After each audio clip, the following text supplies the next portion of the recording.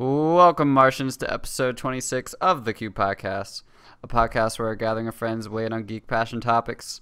Today is October 18th, 2015, and my name is Ben freeBrunch Thomas. Joining me today is Patrick Figfire, aka the King of the Cardigans, Figueroa. What's going on, guys? I just let y'all know I did buy 2 more cardigans in the past 2 weeks. So No way. I did. I made up that topic with that impeccable timing. That nickname had no prior knowledge of the cardigan purchases. Oh no, I mean you could have just said Patrick and cardigan, and I'd jump all over it, man. It's how I am. The weather. It's cardigan season. It is not cardigan season down here, but that does not stop me from wearing cardigans. I remember when you moved down to Baton Rouge, you were like I'm still wearing pants, damn it, I have to do it. You gave up on that, right? Oh no, dude. You didn't? No. You were the same in Atlanta. You would wear like if it was hot days. If it was classy time, the pants are coming on no matter what temperature it is. Oh, absolutely. That's just the way I roll. Speaking of classy time, Christian Sea Monkey Alariaga also joins us. Nice segue there. I appreciate that. Thank you. We're not supposed to acknowledge the segues, guys. No, we acknowledge all the segues.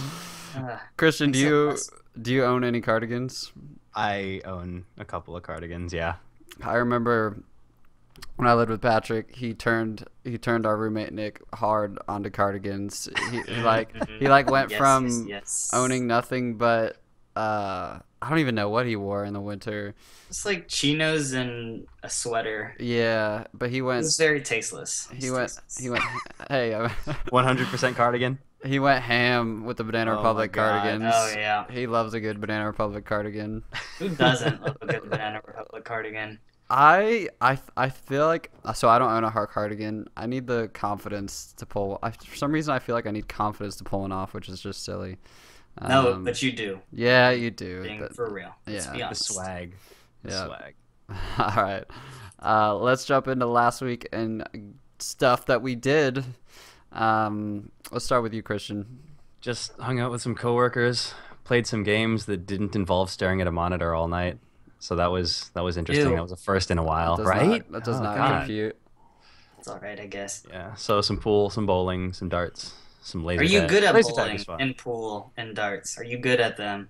I was all right with pool. Because there's a casual, and then there's the guy who kind of knows what he's doing. Yeah, there's the guy who spins the ball. Does anyone know the rules of darts? I don't know the rules of darts. You play that game where you try to get like 16, 17, 18, 19, 20 in bullseye. You don't really count the scores up. I always just play that game where you just need to get in each of those 1 time or 3 times. Mm-hmm. I played super that casual. Game. Yeah. No one's good at darts though. I'm convinced. Yeah. I don't know. It's because you're a kid. You can grow up with a pool table or I don't know. I grew up with laser tag. Yeah. In your basement. I actually had darts in my basement. I had never played First world problems. What was laser tag like? That was interesting. Did it work? Was it lame? Yeah. It was kind of fun. Okay, because it's always you run into someone when you're playing laser tag, and you just spam the trigger and then run away, right? Yeah, pretty much. But see, it was funny because there was an HR lady with us. This is already hilarious. I mean, when you hear someone from HR cursing up a storm, it's a good night. It's a good HR person. It never works for me when I play laser tag. I just felt like I was being cheated. I was like, I play video games. I'm supposed to be good at this. Yeah. Oh wait, you mean when you play Call of Duty? Yeah, I know. I know tactics. I played paintball. I could do a barrel roll, stop, drop, and roll.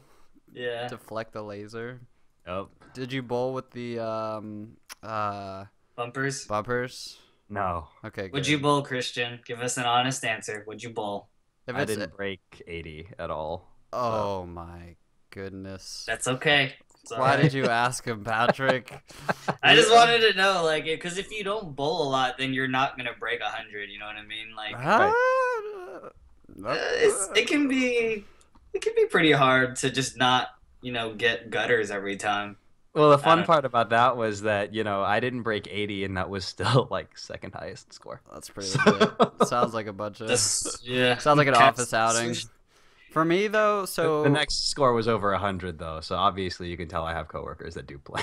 if I start to get in kind of a dire situation where I feel like I'm not gonna break 100 or get a good score, that's when I break out the granny stroke or the roll.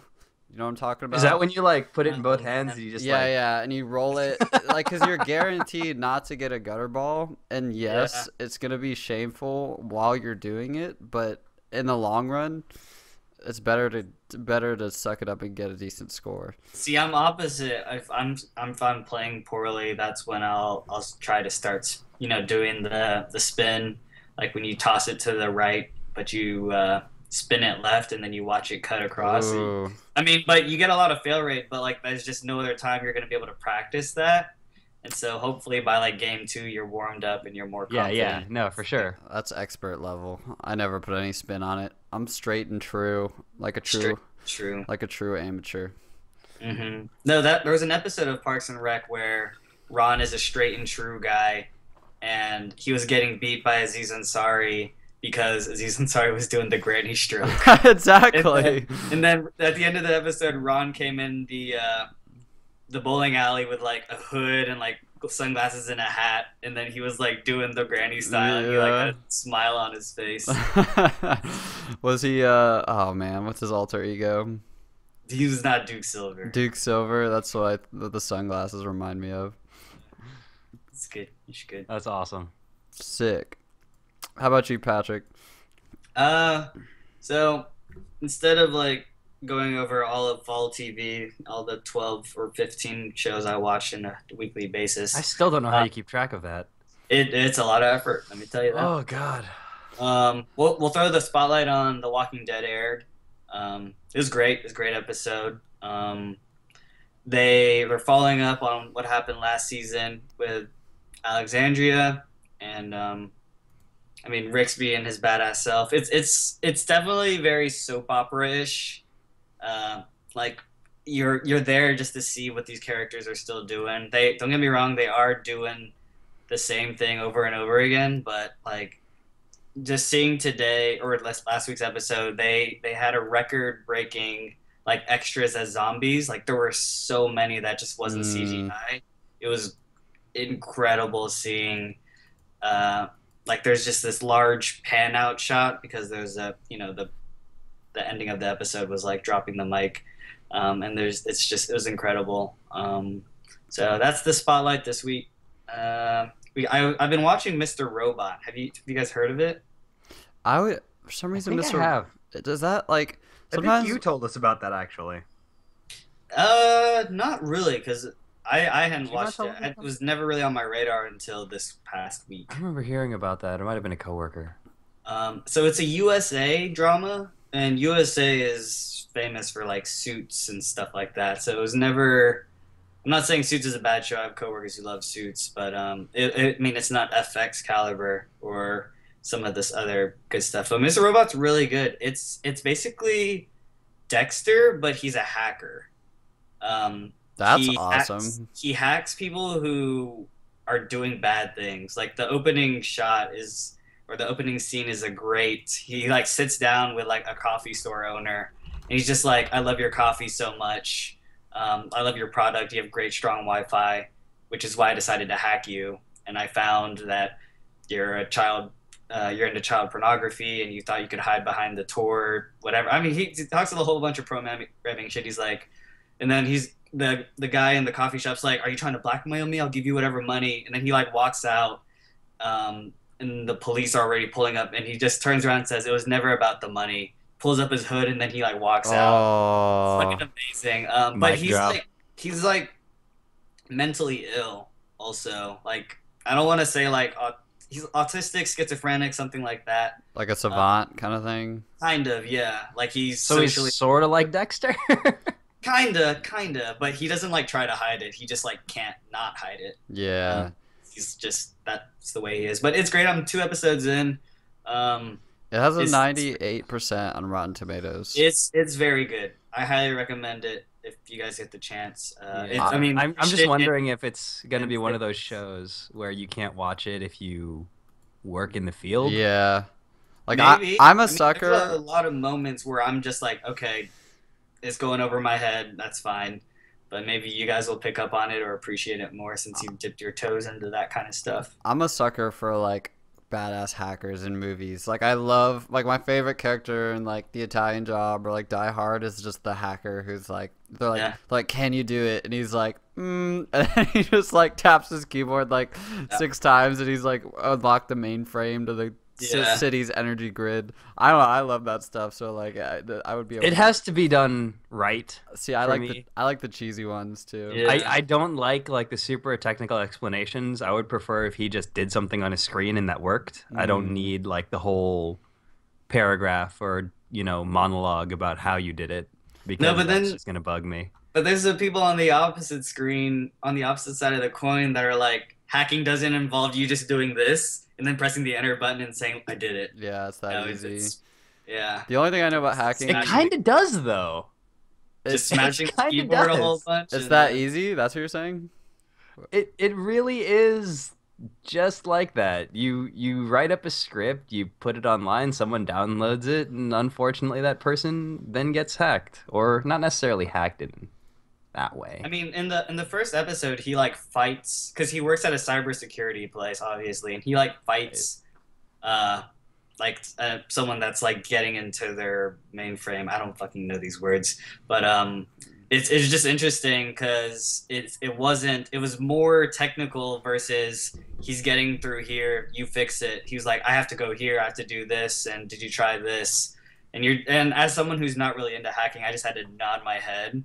That's why I'm interested if you guys watch it and you guys will be like, oh, that is kind of what we would do or what you wouldn't do, or I don't know. Christian, take a look at the first episode. Yeah, and let I us will. know. I'll have to give an opinion on that. Yeah, like the only thing Yeah, I know sure. about hacking is DDoS attacks, Right. which is And they were not- like, this is more than your average DDoS. Yeah, so like, Stuff like so that's perfect for me because I feel like kind of in on it, but like it's like, oh, I get the reference, but Right. I don't know what you're doing, kind of thing. I was like, Right, that's the and thing that's is my like, thing. perfect, Like right? when he says it's, well, I'll watch it. I'll watch it and I'll let you Yeah. know. I mean, 'cause- and I'm paraphrasing it, Christian. I'm not. That's yeah, not no, I get that. said, It's just but- because I do that kind of thing, so it's just kind of like, I guess that's why I'm kind of like, I wish you guys would just be a little bit more realistic with it.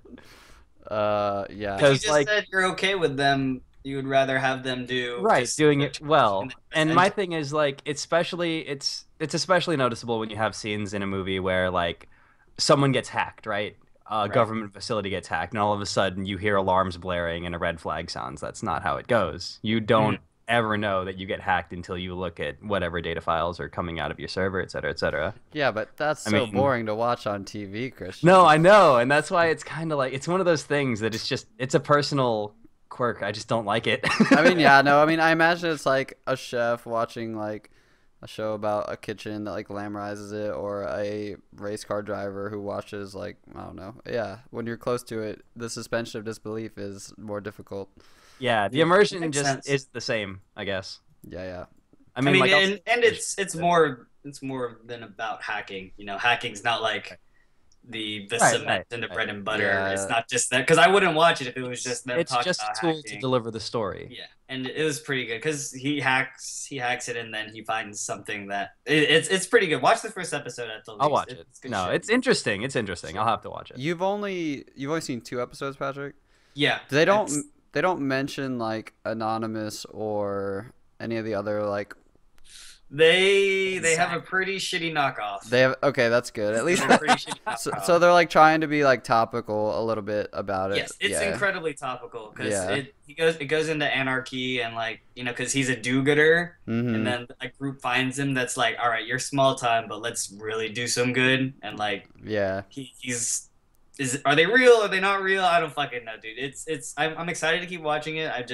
I like started it Sunday, and then I like watched 2 episodes Sunday and Monday, and then I started missing my weekly TV, and then I had to catch up on my Yeah. my yeah. life's a fucking mess right now, obviously.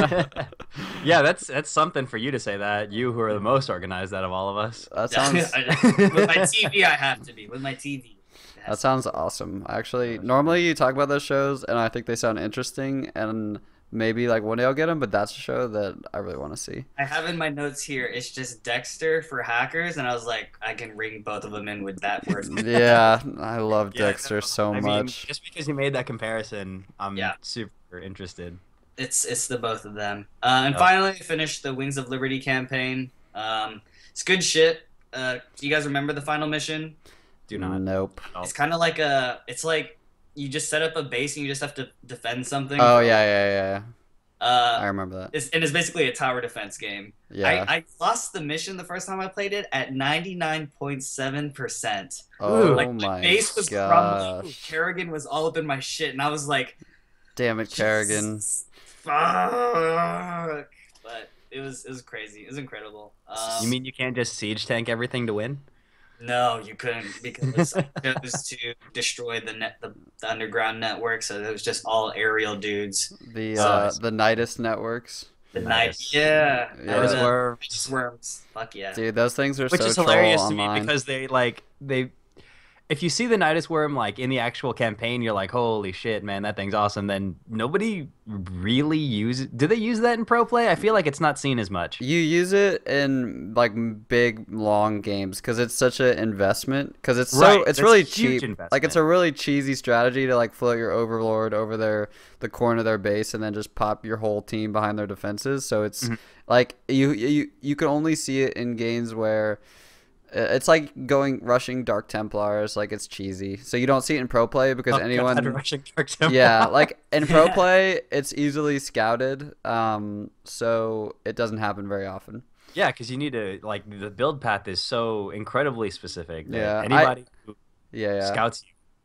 I hate commenting on it though because my StarCraft knowledge is like from 2013. Right, mine is dated as well. Yeah, so the most current StarCraft player out of all of us right now is Ian. Yeah, it's true. And I'm being honest, I don't have any intention of going competitive, so it's not even. Are you gonna play the Wings, their Heart of the Oh Storm yeah, campaign? I mean it's just like it's They the came same with it. with like Knights of the Old Republic too. It's like I need a buffer game in between. Yeah. And I Did it made them.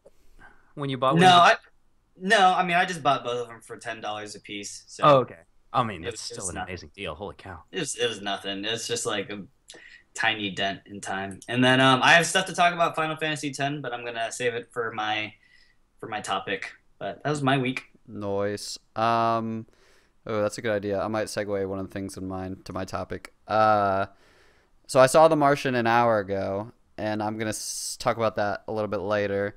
I was telling Christian before the podcast. I was like, I think it was Friday night or Thursday night. I wanted to try out Bastion, Yeah. and I cooked myself dinner, and I was like, I'm gonna watch something on Netflix. While I eat, and I was scrolling and I saw it recommended Scrotal Recall to me, which Mhm. Patrick watched and told us about, and I thought sounded awesome, kind of like Mr. Robot, like a couple months ago probably. And This was a while back, yeah. so essentially I watched the first episode. 3 hours later I watched the entire season. I was like, it was so good. For people that don't remember, Scrotal Recall is this guy. It's a British show. Netflix calls it Netflix original, but it's not. It's a British show about this guy who gets chlamydia, and he has to go back and tell all of his exes or flings or whatever that they should get tested. But it's so much more than that. Like it's like it hit this kind of soap opera-y thing. Like it's Yeah. like I don't want to be like beat around the bush. Like it's very like teen love, like very funny kind of. Got that. Who's the American Pie Stifler? It has that like Stifler type character who's like Yeah, a the man womanizer. Yeah, who's like really kind of funny and keeps the show light. But then that like romance. It's like 6 25-minute episodes. It was like a joy to watch. Like I had all these like feelings and. Oh, dude, it got incredibly emotional at the end. Yeah. I was like, I just got goosebumps thinking about it. Because, like, from start to end, it was just like, holy shit. It's such a comedic premise, but then all of a Yeah. sudden, like, they're crying, like, you might be crying. Like, I don't know. It was really Whether or good. not crying occurred is not relevant, but the possibility. That is there. It is definitely there.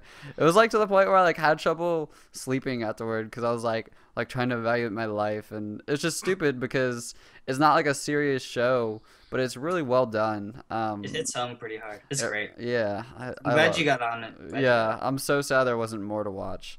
I know.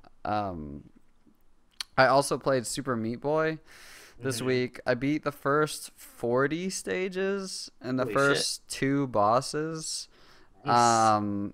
That game is fucking awesome. Like, it is so good. It's so old. I'm so behind on the party. Like, Super Meat Boy was like summer of like 2012.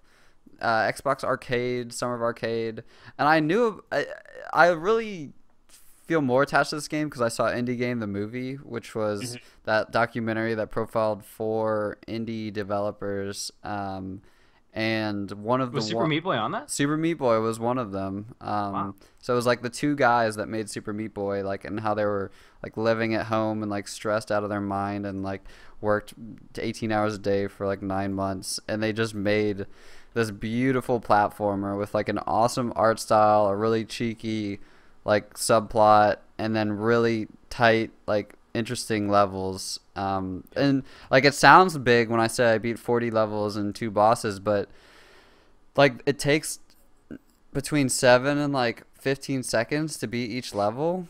But each one just has its own unique, like the game design is maddening. Like each one has its own unique draw, and the game is so bite-sized that you like can't stop, because if you die, it restarts you instantly, and when you beat a level, you're on the next one instantly, and it's just like and it's just a lot of fun. From what I've seen, is when you complete a level, all of your simultaneous runs are played at once. Yes. And you see yourself fail.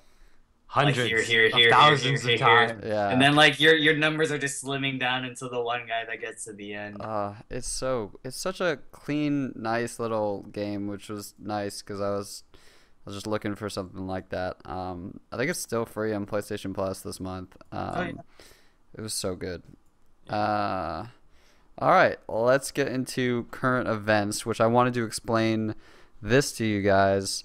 So they announced either last week or the week before that Black Ops 3 single player, if you want to, you can beat it in 15 minutes because you can skip to the last level from the get-go. So the whole single player campaign is not locked behind any kind of progression. Like you can play it all in once if you want to, or you could just jump to any single level. And I thought that was mind-blowing. Like, how has no game ever done this? I'm not saying it's a good or a bad thing, but the fact that that's a foreign concept is really bizarre to me. Right. That's super odd. Yeah, I don't know. I mean, it depends on what the story is about. You kind of have because that's just like, I mean, if you have a book and you just wanted to read the last page, like, there you go, you can. So you got that option. Whereas in video games, you never have that option. That's okay. I see what you're saying. Why it's strange. Whether or not I think that's beneficial or impacting, I don't know. I don't know how like people are gonna handle it. You know, like. So you gotta think. I mean, you gotta think about the game they're doing it with too. I mean, Call of Duty is a shortish campaign. Right. It's normally got like some essence of a story, right? There's there's backstabbing and there's a whole bunch of like this guy's good, no, he's bad. There's some intrigue in there going on, yeah. There's definitely a story, but like if 80% of the people buy Call of Duty just for the multiplayer, like maybe there are some like really wild just single points in the campaign that they wouldn't want to slug through like 5 hours to see, but their friend told them, hey, like let's jump in this co-op game at the end, like just play the last level because it's epic. Like if it's different, it's not like you're buying a single player game and it's all unlocked for you. I don't know. I thought it was so interesting. Like I couldn't even like develop an opinion on it quickly. Yeah. And just the fact that had never happened, because it's so weird. Like think about like movies. Like there's a scene selector in the menu. Like you can flip through books. You can change the track number on your CD. But like literally, if I don't have the time to beat 70-hour Witcher 3, I mean, thank God for YouTube. But before that, like, I don't know, like I might skip the middle 30 hours. I mean, but I feel like with Black Ops 3, so you're related to like movies and books, and even an episode selector in a television DVD. That's not the way things were like you're meant to experience it. Those are mostly for people who have already seen it and just wanted to relive those moments. I don't think people these days will go by. I mean, then again. Well, it's like you're not like none of the three of us would use this, but so it doesn't like adversely impact us. And No, it doesn't. And it's not hard for the game maker to implement. Right. So so it's so odd to me that it's 2015 and this is the first time this thought has ever even occurred to me. And like I don't even know if it's a good idea or bad idea. I'm just like, wow. Like Yeah, I don't know. And I think it's a good idea for this particular game. Yeah. Right, and I don't know. Black Ops is Call of Duty is the one title where it's kind of like, well, maybe not the one, but the one off the top of my head I could think of where that would actually be like okay. Okay. Yeah, and I'm thinking the same thing for something like StarCraft, when like the campaigns. Like if you just wanted to play one mission where you had no attachment. Like there were some missions in StarCraft that I didn't like, and some of them I did like a lot. So if I wanted to do that, yeah, that'd be cool. But I don't know. I think you could always go back. I think it makes sense for games that actually have levels, though, right? So yeah, I mean, Call of Duty has very distinct levels that you load into with specific instances and trigger points. Same with StarCraft; it's got these things. Right. But I mean, I just now that this kind of is out in the open, I wonder who else is going to adopt it. Yeah. I think that we're gonna see more shooters, more multiplayer shooters. Like, I mean, to me, this trend would only catch on in multiplayer, focused games. And they said something about when I was reading it, like say your friend, like you're planning to play co-op online and your friend's not as far as you, so just let them skip. To me, that's something that has already been implemented. Like I feel like I think a lot of Diablo does it, Borderlands does it, and then like if you do it in Borderlands, if you jump in with a friend who's advanced and you go back to your game, you can actually skip to where you went to. It'll like tell you in a prompt, say, do you want to skip to where you left off? But. So that surprised me that they would say that's like a driver, because it's like, well, no, that's nothing new. So I don't know. I thought it was weird. Yeah. I think the one perspective I'd like to hear from is someone who is on the level design team for their story mode and just see what they think of the entire thing, because, I mean, you could spend all of this time, all of this hard work putting this effort into a single level that actually never gets played. It's true, but when is like choice bad? Like, is this a scenario where choice is bad? No, and I mean, it's not. It's just I'd like to know what they're thinking of going into that, knowing wholeheartedly that whatever they work on could absolutely never be seen by anybody. Yeah, I mean, they're not, but they're not going to be happy about that. Like, if I'm a filmmaker making a movie, like, and I'm like interested in my art, my craft, and the story I'm trying to tell, fuck no, I'm not going to let anyone skip through my movie. But if I'm the publisher, like, as long as you buy it, like, I don't care. Yeah, like, do whatever. As long as you're making me a want. profit. Yeah, like I'll offer you whatever you need to buy my thing. So the bottom line is, does it make us more money? In my mind, that's why I see this could be more or this could happen more often than it has. Yeah, no, for sure. That's super interesting, because I can see that fragmenting people within these dev companies. But anyway, that's a cool talking point. Super, that's interesting. We'll see if when it comes out, maybe they'll do a poll of like, did you utilize this feature at all? Yeah, I have to think numbers. I have to think that the reviews are going to talk about it, because there's nothing else new to talk about in a review of a Call of Duty game. Yeah, people still review Call of Duty games. Yeah. No, they always do. All right. That was cool. I got some stuff. Yeah, let's hit so this. FX is developing a Why the Last Man television series, which is it's a comic. It's one of the first comic books I read, and it is a great series that is about It's the story of a young man who survives an apparent simultaneous death of every other male mammal on the planet Earth, other than him and his pet monkey. So he lives in like an apocalypse of where it's just all women everywhere. And it was great. It's by the writer Brian K. Vaughan, who I've plugged his other comic book saga so many times. He's a great writer. But this apocalypse is like incredible. There's like a resurgence of like Amazons who like burn off one of their breasts, and they're like people who believe like the men will come back, and just like how society has like shifted without like a male presence, and like when they see him they're like, it's a pretty good makeup job, that's a pretty authentic beard, dude. And he's like, sure, yeah. Damn. But it's great. And then when they find out, like, they get crazy and they like, right, like I figure like, all hell would break loose. Yeah, they like try to strap him down and they try to bang him. It's like his story of him trying to get to his girlfriend in Australia. So like he's like, I'm trying to save myself and for her again, and it's great. And he's kind of a loser. He's like a magician. Hey, I love magicians. But like he can like get out of handcuffs a whole lot, and he's got like an agent that's escorting him. It's great. That sounds like a really interesting movie presence, or show, TV show presence. It's gonna make a great TV show. It's the way it should be, because there were talks of it becoming a movie, and I was like, it's too short. But because you can't cover a variety of what I feel like is probably a depth load of content in there. Yeah, no, it's really great. It's been like a couple years, but it really went into like females in the military and how like important it was. Like female leadership in the military was never really there, and so like when people had to step up, it was like a mixed bag. And it goes into a lot of like really cool topics. I can't remember all of them, but it's a great social critique. But it's great. HBO would have been better, don't get me wrong, because it's pretty adult.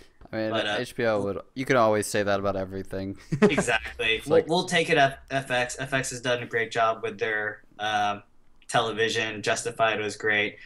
From the first season of The Americans that I watched is great. American Horror Story used to be great. But we'll see. I'm excited. Yeah, that's exciting. And then the Star Wars got a new poster, and it's dropping a trailer tomorrow on Monday during Monday Night Football. So, fuck yes, excitement! You guys seen this trailer or this poster? I'm looking at it right now. It's a lot of people talking about Rey, who's the girl, and her parallel staff with the lightsaber. Yeah. So I don't know if that's supposed to mean anything, but is she supposed to be bad? In the trailer, she's kind of good. She's like helping out the attack the block guy. Have you guys seen that movie? It's a great movie. It's a great British movie, but he's from Attack the Block. You guys should watch it. Have we weighed in on the new lightsaber with the with the crossguard? Yeah, like the mini lights coming out of the handle. I mean, if we didn't, the rest of the internet did. I know people were upset, and I am not upset. I think it's cool, and they've said it's a like cool concept. Kylo Ren like put that shit together himself. Like it's supposed to be like pretty scrappy work. But well, I don't know. I feel like this also kind of opens up the door for them to do a whole bunch more with the crystal-based weaponry. Yeah. So I mean, you know, from what I read in the extended universe, there were like lightsaber whips and shit. So yeah, I mean, there were. This is a good segue to see some of that shit. Yeah, in the extended universe, there's multitudes of weapons. I mean, great swords and stuff like that. Let me comment on where is Luke Skywalker? In the poster? Where is Luke just Skywalker? In general? It's just in the poster. I mean, we haven't seen him in a trailer. We heard him in a monologue. Where is Luke Skywalker? Can I say that it's because like Mark Hamill isn't looking so good these days? Dude, but like he doesn't look like that's man, not the reason you don't put him in a Star Wars poster though. I don't know. Like I feel awful saying this. I don't think he's like aged very well. I don't know, like maybe for that reason he's not in as much of the movie, and that's why he's not in It's the really poster. bad, but if you look at him now, he kind of looks like Palpatine. I don't Yeah. This is I horrible. really hope it's a design decision based on the story, Yeah, not his role in it versus like him. Well, I not- mean, we all do, Patrick. The We I one all know, do. thing- but I don't know. I don't know what his role could possibly be aside from the new Grandmaster of the Jedi Order. I mean that's the same caliber as like Han and Leia being in the poster. Like what they're, and we've talked about this before. I hope their roles aren't too significant because like let's let these new guys take the reins. Yeah. But like when you need to include the sacred quad, Han, Chewie, Luke, and Leia, like you need to include all of them. You can't have three. I mean, you could even say the quintet or the sextuplet with C-3PO and R2. Like you have. Well, So many of maybe those there's a new original trailer tomorrow where they're gonna drop even more hype. I don't I know. know, man. I don't know. Maybe but we'll see Luke with a hand in the lightsaber. I guys, don't this know. shit is happening in 2 months. Like, fuck. You know what's Damn. even crazier about this to me is that we're also riding on the hype from the beta for Battlefront, I Yeah. mean, people which are is very super excited. intense. Yeah. Have you I don't know guys? if you guys got a chance to look into that either. Did you guys? We talked about it on the last podcast. Yeah. Battlefront. I haven't got a chance to Looks play it super yet. good. It looks so good. Have you guys seen the BB-8 droid toy? The one Yes. at The robe- Brookstone? The robot. Yeah. I Yeah. want one so bad. It's $150. I That's know. pocket change, Christian. You can't put a price on a droid, man. It's so adorable. We got the credits for this shit. It's the most adorable, like, little robot controlled by your phone I've ever seen. Yeah. Like, it's like This is why we wanted good paying jobs so we could get BB-8s. it's the next, like, kids these days. Like, they don't even know how good they have it. Like, this thing is a self-balancing sphere. yeah, like, no, compared to the that's robots that we had so as stupid crazy. It's like, Like a R2D2 had like wheels that you had to yeah. This is like a Shit. Segway in the form of a child's toy. Oh, it's so awesome. Oh, It's Yeah, great. I have a couple coworkers who ride around on those. Oh God, what do they call them? oh, those little. I know exactly hover what you're things? talking about. Well, Yeah, like- the hover like- tracks. It's like Yeah. you stand on them and Isn't it like a swagway? Yeah, Swagway. It's called a swagway. We Googled this shit earlier this week. those things Yeah, are okay. really The big. Swagways. Yeah, the Swagways are really in right now. Yeah. I don't know. I feel like everyone I've seen on one. No offense to whoever may be listening, if you're a coworker of mine, but you look like a douche. Dude, no, dude. Those things are like cool. Like, I don't know. They've transcended geeks and like when I'm in like downtown Atlanta, I see a lot of like just like hipster people or just I mean, they go up to like 10 miles an hour. yeah, like people just cruise around. They're I mean, pretty good. I mean, if you're one of those people who commutes all the time, it's probably an investment, to be honest. you probably don't want to commute on one of those though. You just get a bike, right? Maybe depends. Do you take the If train? you commute on a Swagway, okay, yes, you're a douche. I take it back. I'm just Well, I kidding. mean, like if you ride it every day to get to, I don't know, the bus stop or something. Are we which is talking? close. Are we talking about the same thing? That little. It's just like foot paddles. Yeah. To put under your feet. I feel like that thing has to have like a terrible battery life and No, is My not. coworkers used it, and he said it's got like it lasts him a day and a half. Maybe I just need to get educated. That's most likely the The thing true. that needs to happen here. Mhm. I can't find it on Wikipedia. The Swagway. And I mean, I don't know. Is that 3 hours with constant use? Because if you get from destination to destination and turn it off, you also conserve a lot of battery. It's only one way to find out, and that's order a Swagway on Amazon right now. They're like $300. That's pocket change. We're good. Yeah. More pocket change. That's like So two you're gonna, BB You're gonna bundle it together with your BB-8, right? Yeah, I'm gonna Okay. I'm gonna have the BB-8 rolling around on my arms while I Swagway it up. Are you gonna get the Millennium Falcon drone? What is that? It's a Oh drone that's my from Millennium Falcon. Gosh. It's a drone. That's a Disney Millennium Falcon. is gonna make their $1 billion investment back in like 0.2 seconds. I know. They keep coming out with these sick toys. I mean, it's like those quadcopters, but it's a Millennium Falcon, and it's actually I think it actually has a camera attached to it. I'm not sure. I but- just saw a news article that you now have to register your drones with the government if you buy a drone. It's like That's hilarious. It's like to a me. weapon That's crazy. Yeah, I'll keep that in mind when I get my Millennium Falcon drone. Okay, Yeah. one last news item.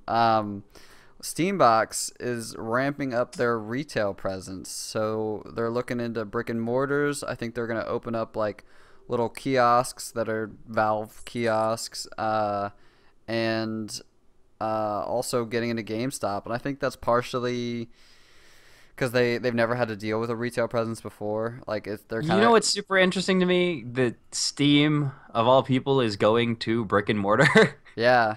of Mhm. of all of the other random, game retailers out there. I can't even call Steam a Dude, retailer, they're reseller. they're a console maker now, man. It's funny to me that Steam, what everybody prides on having like digital content and never having to go into another store again, is selling their Steam box Yeah. in the store. Like, I wonder if they're trying to do it because they also they have to tie in their Steam box, their new controller, which you're not going to be able to explain that controller unless you're getting people hands-on with it.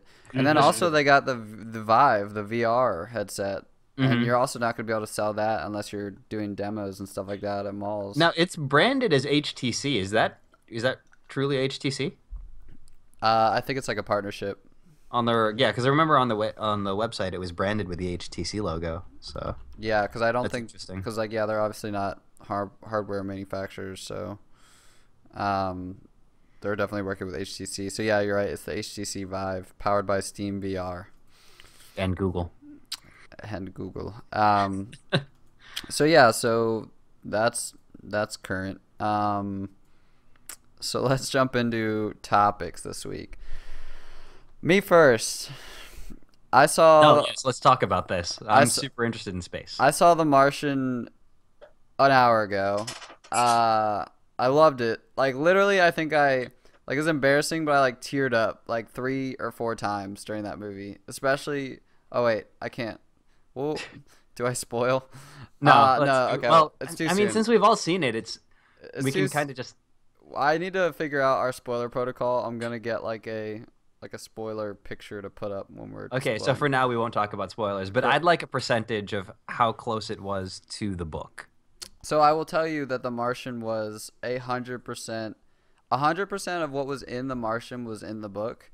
I would say if it was the vice versa, like 60 to 80% of like they did it so perfectly. I was really impressed with how loyal they were to the book. They just cut out like all sorts of crazy shit and obstacles get thrown at Mark Watney, aka Matt Damon, in The Martian. And essentially in the book, there's just even more like that bad shit that happens to him. My So coworker they said did it in a way that his ride to the new launch site, there was a lot more shit that went down. Yeah. Like they cut out a lot of that. Yeah, they did. yeah, because you got that big couple month time skip. Yeah, it's like 7 months. Well, yeah. Or, I mean, no, that was him and. it was actually like 2 years that he was on Mars. Because it was like day 600 that he gets off. Right. But from the day that he left, well, I guess I'm saying they skip around in the book because they have to, and they skip around in the show or the movie because they had to. but it was pretty much an accurate representation of what you could expect from the book. I've never seen a movie be that loyal to a book in terms of every single side character was in the movie with no additional ones. Every side character had the same like demeanor. The obstacles that he had were exactly from the book. They were just the most interesting or pertinent from the book.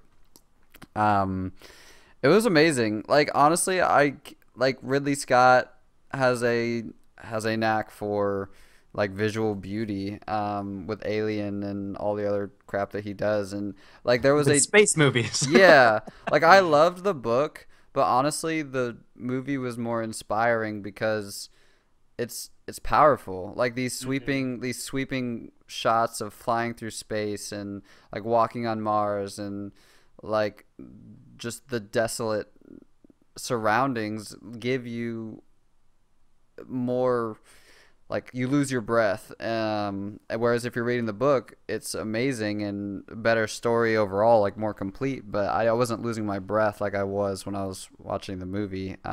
Like I was, what I really enjoyed about the movie? How much beautiful scenery you got of Mars, despite Mars being really just this big red dust ball, Yeah. essentially. Yeah. Yeah. Like you got a lot of really just amazing scenes where they panned through like valleys and through those craters. It was just awesome. And honestly, like they have like Earth porn is like the joke on like the internet, just like famous like landscape, space, beautiful shots. But that show was all, or that movie, I keep calling it a show, was also just a love letter to aerospace engineering and NASA and technology. Like I forgot what the Hermes, that whatever. I guess it's a shuttle thing that wasn't. You know what I'm talking about? That they were flying between Mars and Earth on. That they're like that with those rotating gyms. They had like a gym that was on like a Ferris wheel, and it was all like because it had controlled gravity and all these like solar panels that were rotating. Yeah, I was super curious about that. Yeah, I was like, this thing is both like it's way too elegant to be a spaceship, but it's because I mean, it's not exactly what that movie's about. Like, it's not a documentary. Like, it is a like damn good like space Science tale. fiction, Yeah. yeah. I mean, I guess I don't even know if it's. I guess it is science fiction. I think what got me the most is the fact that there were parts of the ship where you could, they were obviously floating in 0 Gs, and then, they would shoot down a tube and immediately there's gravity. Yeah, don't even worry about it. It's just a cutscene. Yeah. Science, dude, science.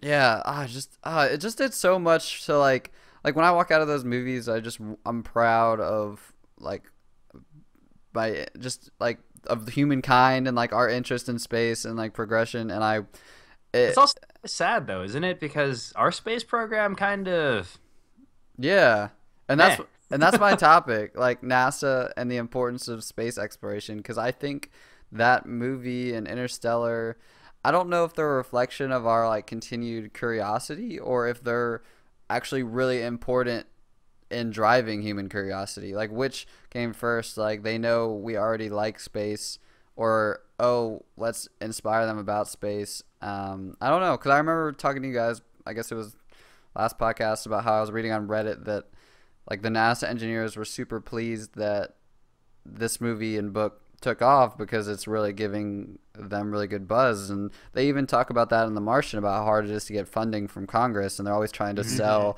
like the fact that Mark Watney was stranded on Mars and they were able to spin this web of this romantic tale of saving this man they left behind was going to allow them to get funding for more research. Like, you can tell they're always trying to, like, the importance of PR is honestly, it's like unsettling that PR matters, because it's like space exploration is what matters.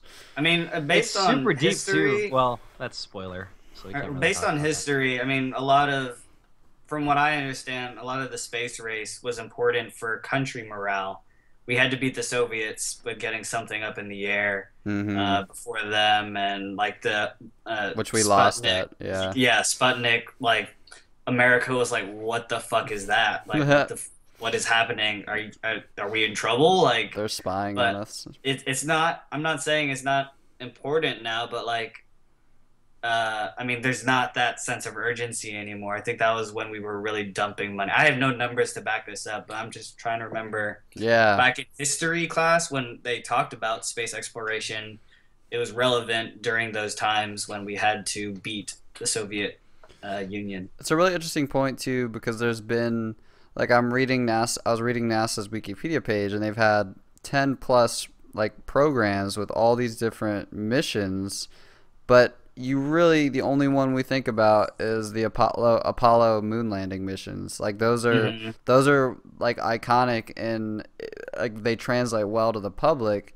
So like, is that what's been stalling us, or well, it could also be the flip side of that, right? Like the Challenger. Yeah, that's stalled us. I mean, those could also be negative, super big, impacts on how people perceived those programs.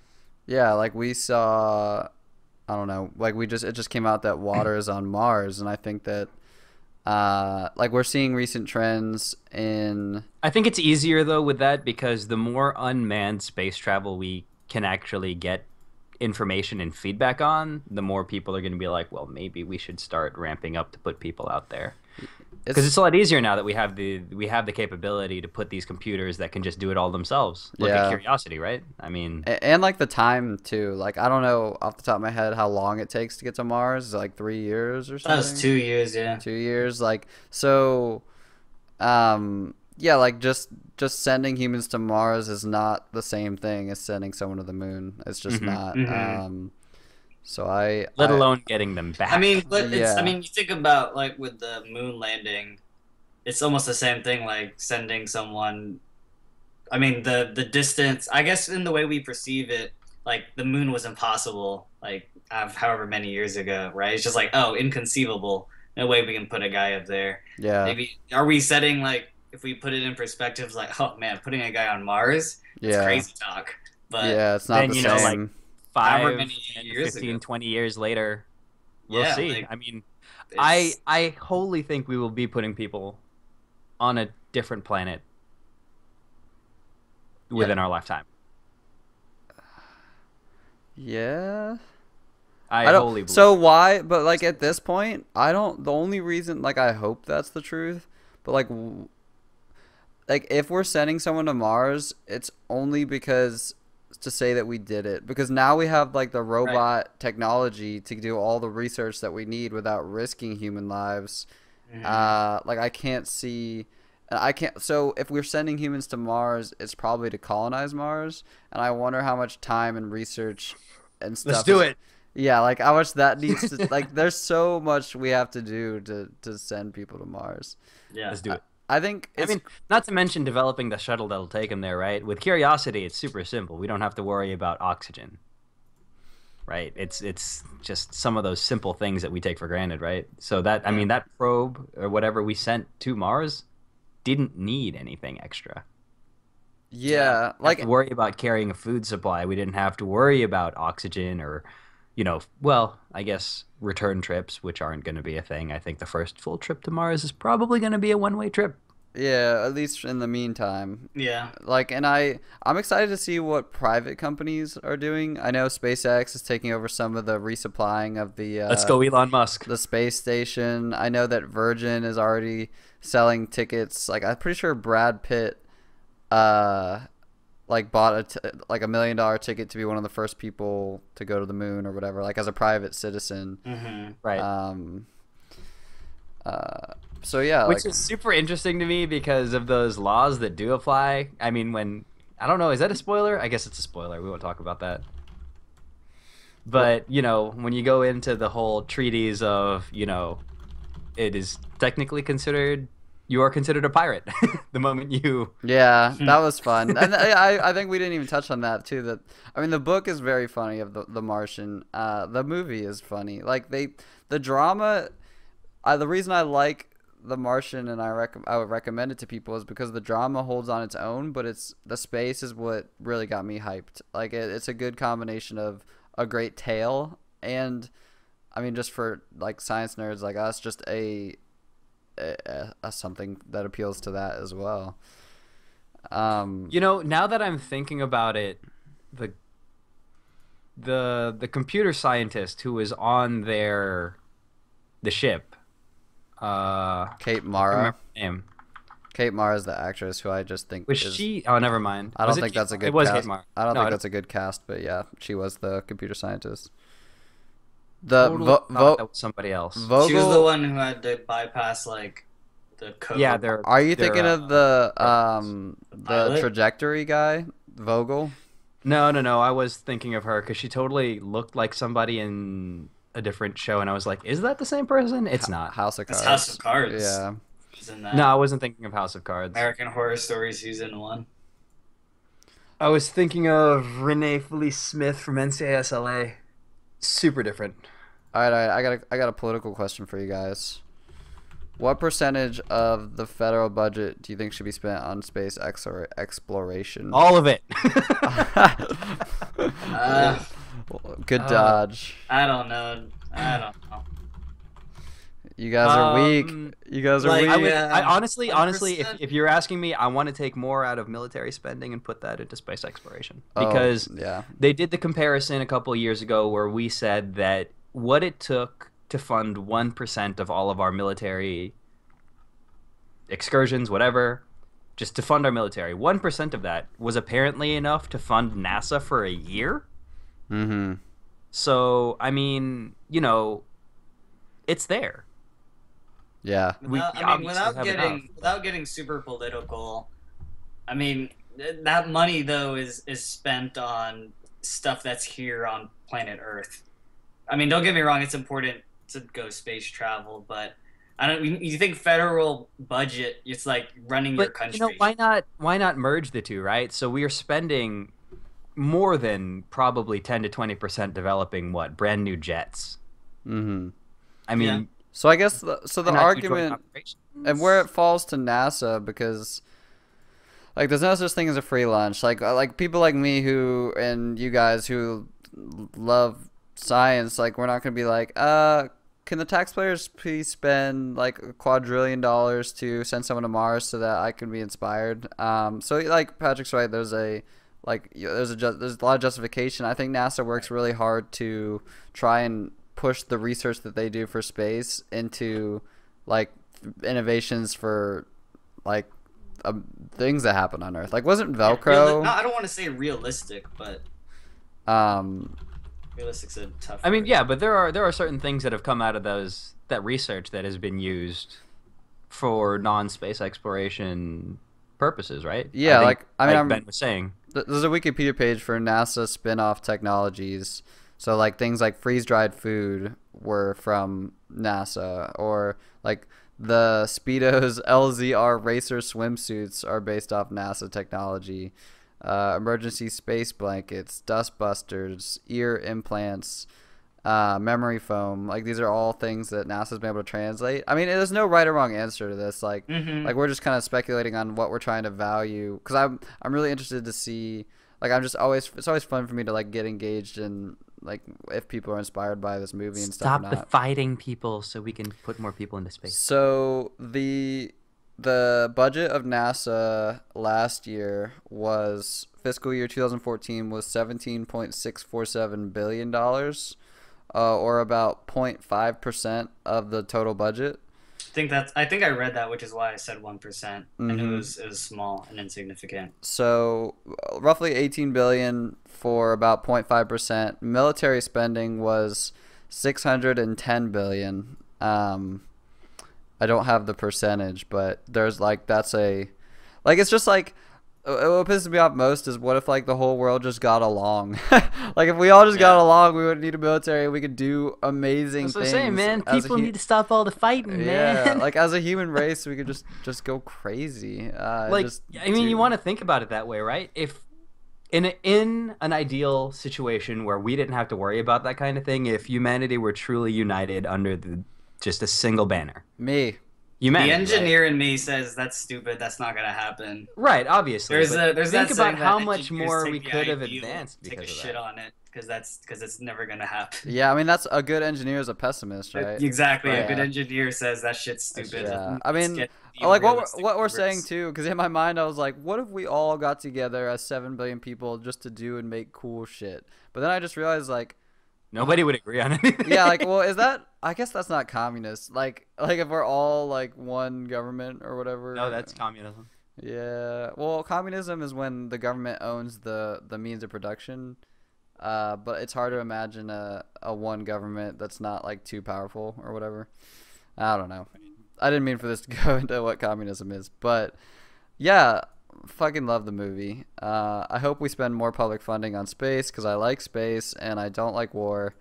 And yeah. So Ben, did you really not know that about the rover? I'm actually just curious because so what? A couple weeks ago. Yeah. Tell us what you told us before the podcast. So yeah, like we stated earlier that the rover that we sent there, it's Curiosity, right? That we sent to Mars. I think so. Yes. Has discovered water on the planet. There is a body of water on Mars, Woohoo! Which is super freaking cool. I don't really know why it's cool. Wait, so was it the rover or was it satellites? believe I it was read over- I read it was a satellites. Because two people from Georgia Tech were part of this investigation. I didn't know if it was a combination of either, but from what I read about the Georgia Tech the kids from Georgia Tech who did it, they saw something from the satellites and they saw like some salt beds that changed. generally. Yeah, they changed over time, and it was because water was coming in and out at peak periods. But Yeah, it was I'm not discovered. entirely- It was discovered by regardless, the Mars Reconnaissance Orbiter, Okay. which I think is a satellite specific to the red planet. right. Okay. So we've, as humanity then, we have discovered that there is water on Mars. Sick. Now the issue comes with the rover, who, you know, I assume a whole bunch of people at NASA are super excited to send over there and investigate what is Mars water made of. The unfortunate thing is that we can't. Okay, because- because physically, like, where is in relationship to where the rover is and where's this body of water? So that 'Cause has I'm nothing curious to what the distance is. that has nothing to do with it though. Is what? Okay. Yeah. Right. So even if we were able to make it there, the rover is, or anyone controlling the rover, is absolutely not allowed to go near that water with that rover because of contaminants from Earth. We don't know what kind of bacteria we sent over to Mars with that rover that could possibly change whatever the makeup is of the water that's in it. So I'm not sure who has final say on this, but they were saying, you know, in order for us to make sure that we get the purest scientific examples of that water possible, we should not send that rover until we have a method of absolutely 100% sterilizing it of all bacteria.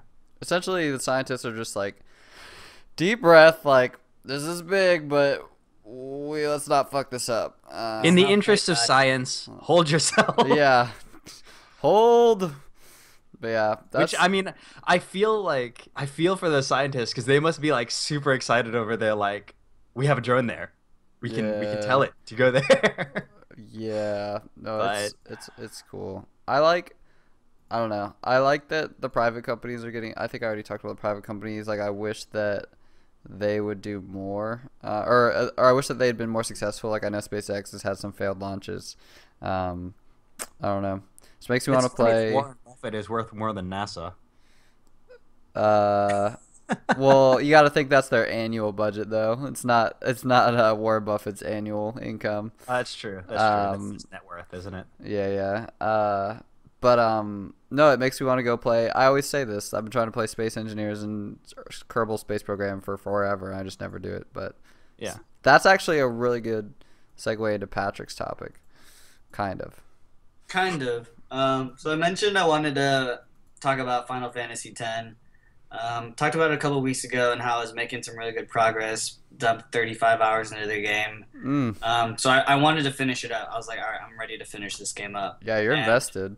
So for most of the game, the pacing was really good. Like, if you could make it from one side of a dungeon to the other and fight the boss, like, that was the perfect, without running away from battles. You didn't have to grind, basically. So I got really close to the end here, and research showed I probably only had about 4 hours of gameplay left, which is like nothing after 35 hours. But I found out that the game doesn't really let you finish it because the boss that I'm at is impossible to kill. It's just impossible. Like, I can't physically. No amount of researching or charging up like my abilities will let me beat this boss. And I found out that I just have to do, like, people, like, when they play this game, they can put easily 80 to 150 hours into this game, and essentially that's what I've been told that I'd have to do. And I was like, I don't want to do that. Christian, did you know about this? Possibly. I have no idea. It's been so long since I played the game. Where are you at? We blasted the arms off of Sin, and we're trying to get inside him now. But I can't do it. Well, it's like, it doesn't surprise me because JRPGs are famous for that. Like, right. That's what they're very known. true. They're like known for being 80 to 150 hour grind fests. So it's Yeah. almost like you got duped. Right. It's like the pacing of the game was perfect up until that point. Like I was okay, and it turns out I do have to do a lot of like go to this place and talk to this guy and then bring this thing over to this other guy and then you can get the ultimate weapon for one of your characters. By the way, you've got 7 more that have completely different quests that you have to do. And I mean, there's a lot of like cool exploits that people have like found, like, oh, get infinite money here to do this, and it's just these are not things that I wanted to do. It's Right. not And fun. yeah, I mean, Right. don't get me, it would have been fun at one time, especially probably back in the day when I had a whole summer to do this shit. But I mean, Not anymore. Yeah.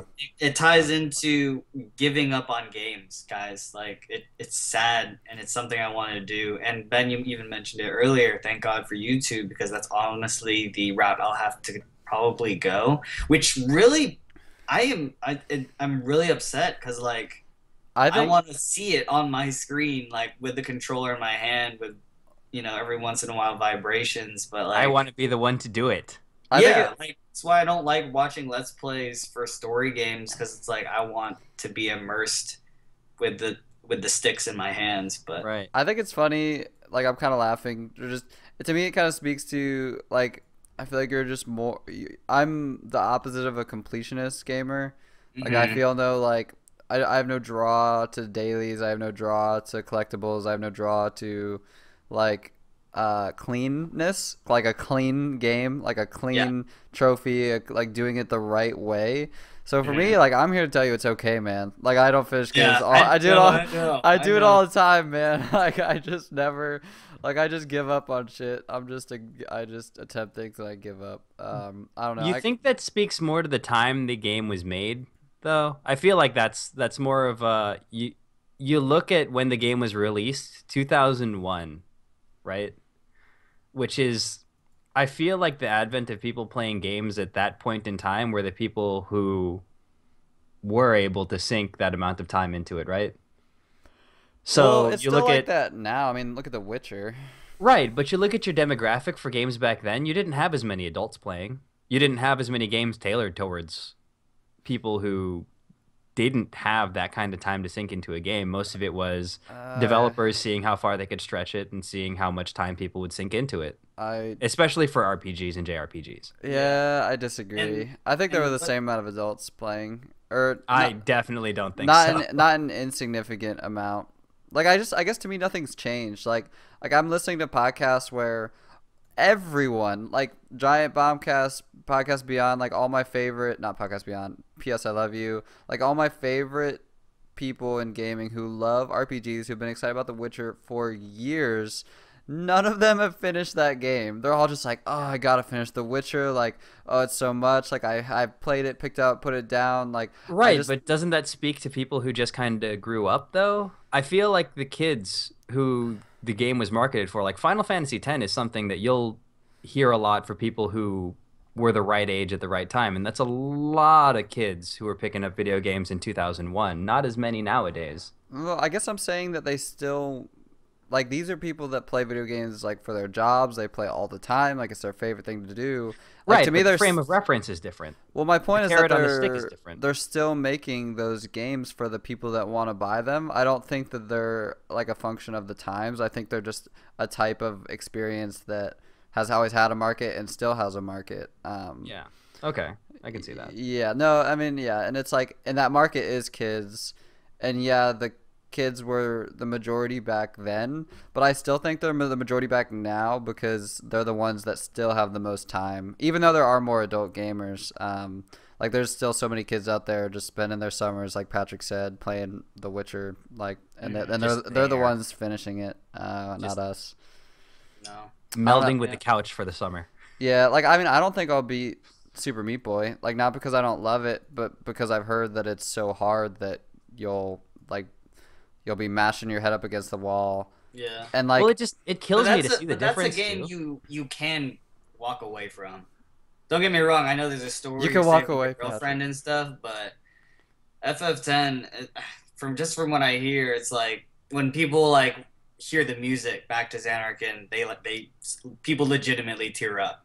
Yeah. Because like it had two an of my impact. coworkers, I mean, we've talked about this before. My friend named his league name in relation to that, and the first thing when I told my other coworkers I got FF10, he's like, "Oh my god, I want to listen to the music so bad." Like with the game that is this, it's like saying like playing The Last of Us. Pretend that hospital scene was just impossible to get through.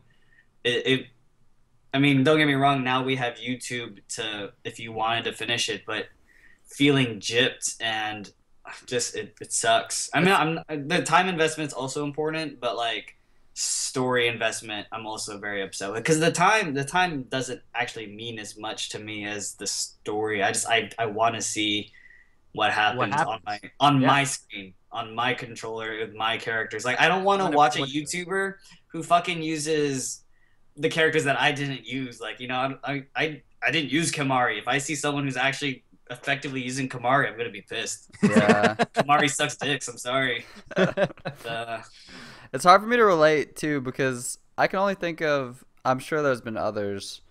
But I can only think of one game that took me 35 plus hours to beat, and I beat it, and that was Bloodborne. Maybe that's just because it's fresh in my mind. But yeah, I mean those typical campaigns, those Last of Us's, those Halos, those Bastions, those Child of Lights, like you stick at it and you beat it. Like it's not that there's not there you don't really hit any walls. Well, what's the average investment on those campaigns, though? Right, like in 10 to terms of 20 time? hours. Yeah. Yeah. So yeah, like when I say it's fine to just walk away, but like Patrick's like 40 plus hours deep. Like it's hard to walk away from something like it's that. hard. It's I like sat there. I'm God damn it, listening to the boss and just like reading online. It's even worse because it's like, oh yeah, go here and do this, and oh don't forget to do this, and it's like I don't. Actually, I bet some of the Pokemon games took me more. Oh yeah, Yeah. that's very I'm kind of interested to see the Prima's strategy guide from 2001 for Final Fantasy X because dude, I guarantee you it's probably like dictionary this size. shit is obscure as fuck. Like what? Yeah. I don't even know what I'm supposed to because. From what I read on the guides, it's like, oh, you've got 50 hours of side quests. I'm like, where has that been initiated?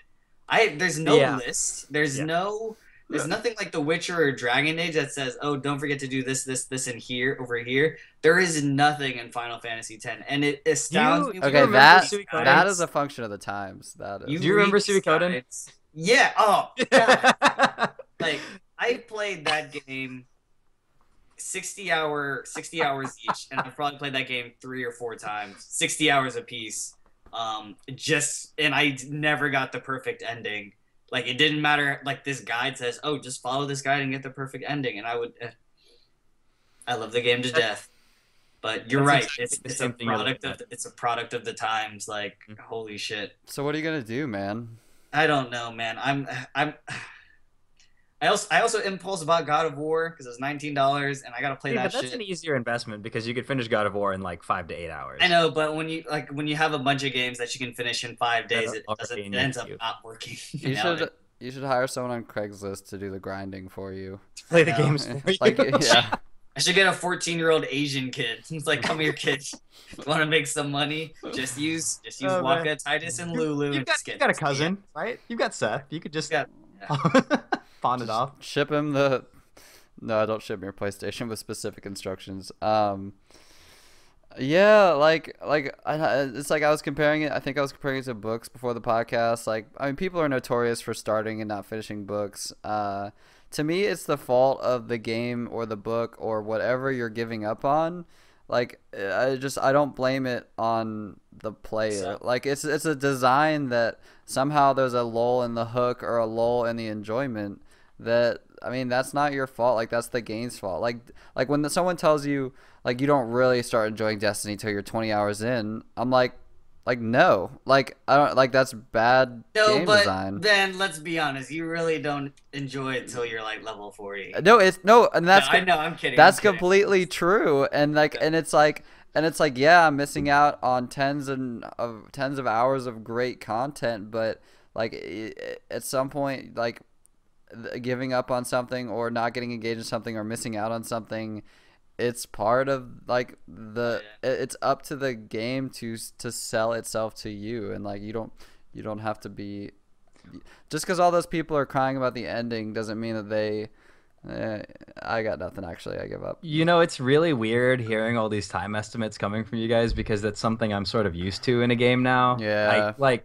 I guess it's just because I'm used to playing a different style of game. Because with an MMO, you're not looking at anything less than 100 hours worth of investment. Yeah. See, for me, like I'm in a phase of my life right now. So I had my StarCraft phase and my League of Legends phase where I just put hundreds of hours into those games and played nothing else. And I'm kind of in this catch-up phase where like all these like podcasts I enjoy listening to and all these like gamers I respect are talking about all these unique and groundbreaking experiences for gaming as a media. And like I'm getting interested in games as a medium and like the philosophy behind it and like just kind of thinking about it differently. So I'm looking for personally is a lot of different experiences that maximize my free time. So when I play something like Super Meat Boy, I just love that I just took a bite into like that type of experience that I've never had for a cheap investment, both money and time wise. So I'm like looking for all, like I'm gonna play Gone Home, I'm gonna play Space Engineers, I'm gonna play Bastion, and I can just try out all these uniquely different things quickly without, and then like we got Patrick and I got friends trying to get us back into League. Like you're playing Guild Wars, and I'm scared of that right now because that's just not my current goal. Yeah, it's different strokes for different folks, right? Because Yeah. I'm on the exact opposite side of the spectrum from Ben, actually. Because I look at the amount of time I've actually invested into Guild Wars, which is something I probably shouldn't be talking about. But it's over 2,000 hours. But Yeah, well, that's different though. Like that's rewarding. Like I'm like there's nothing rewarding per se. Like the reward from Super Meat Boy doesn't come from the game. It comes from something Right, different. right. Whereas like you, when you're playing that character, game. it Yeah. like it's kind of like a part of you for whatever. Yeah. For better or for worse. yeah. And that's the exact, I mean, that's the kind of thing I look for in a game where I can really kind of immerse myself and throw myself into the shoes of the character. Sink your teeth. How many cliches can we use for delving in? More than enough. I'm trying to think of more. Spelunking. Ooh, have you guys ever played Spelunky? I played it for a little bit. How is it? It's stressful. Because I've been thinking about like moving to like a place where I might take the train more, and yeah? I kind of think I would get a PS Vita if I did, and that's like one of the highly ranked PS Vita games. It's Well, we're pretty on good. the topic of mobile games. Have you guys ever heard of Crossy Roads? Yeah. Crossy Road and Smashy Road. Smashy Road is destroying our office right now. What's your Productivity has gone to the toilet. What's your high score in Crossy Road, Christian? I've actually never played it before. I have a couple of coworkers who just introduced me to that this week. Dang, I was playing that last Thanksgiving was when I was playing Crossy Ben, Road. you told me to download that game a long time. Yeah, it was. I remember playing it on my cruise. That was last Thanksgiving. Oh no, it's super, like you could tell the game is aged just because of some of the things that pop up that are cultural references. Well, it's not. Like hashtag the dress was something that was in there, and the dress was like last year, 2 years ago. Oh yeah, the Reddit thing, the blue and yellow dress. Yeah. It was blue, guys. That was wild. Have either of you seen it? Because I've seen it as both. I've seen it as both. Okay, too, because but- that is like that makes you feel like you're losing your marbles when you see that dress as two different colors. What's funny Yeah. is how up in arms people got over the color of a dress. Well, I mean, yeah. People I think, get up in arms about everything. Just open up your Facebook. yeah, I also think it was hopefully a little bit ironically that people were getting up in arms about it. I hope people weren't like, no, you're wrong. You're wrong. Like I think I'm- it's what you said. You hoped it wasn't. I think it is that. it's team white and gold or Yeah.